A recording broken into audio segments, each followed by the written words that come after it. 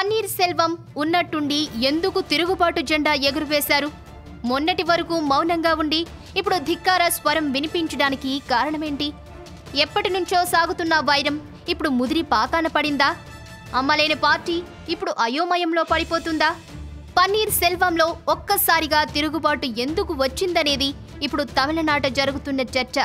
ఉన్నట్టుండి ఆయన నోరు విప్పడం కూడా అసలు ఏం జరిగి ఉంటుందనేది తమిళ విశ్లేషకులు అంచనాలు వేసుకుంటున్నారు.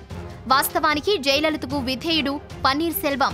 అందుకే గతంలో ఎప్పుడు ముఖ్యమంత్రి పదవి అనుభవించినా కొన్ని రోజులకే మళ్లీ జయ అడిగితే ఆ పదవి ఇచ్చేసేవారు.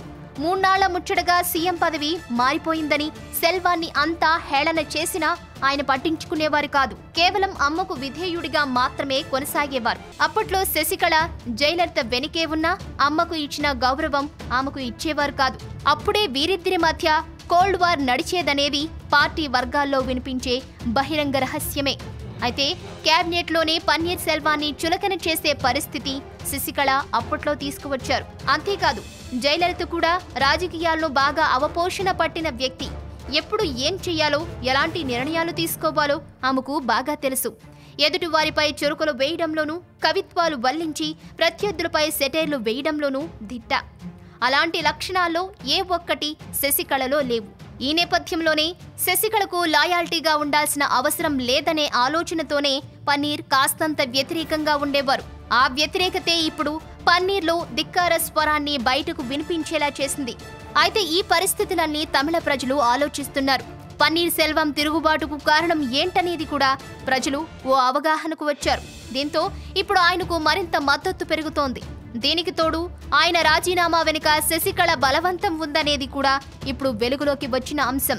అయితే తెర వెనుక ఏం జరిగిందనే దాన్ని పక్కన పెడితే ఈ పరిస్థితులన్నింటి నేపథ్యంలో పన్నీరు సెల్వం విసిగి వేసారిపోయారనేది మాత్రం స్పష్టంగా అర్థమవుతోంది.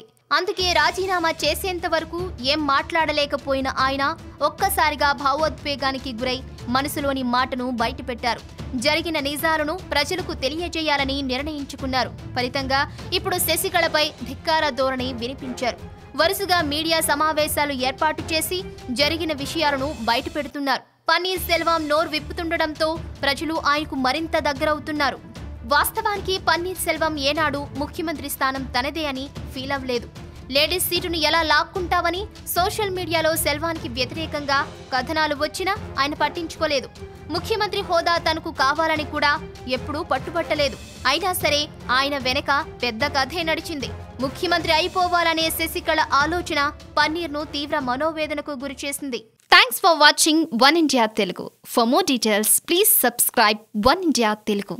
Don't forget, share and like. Thank you.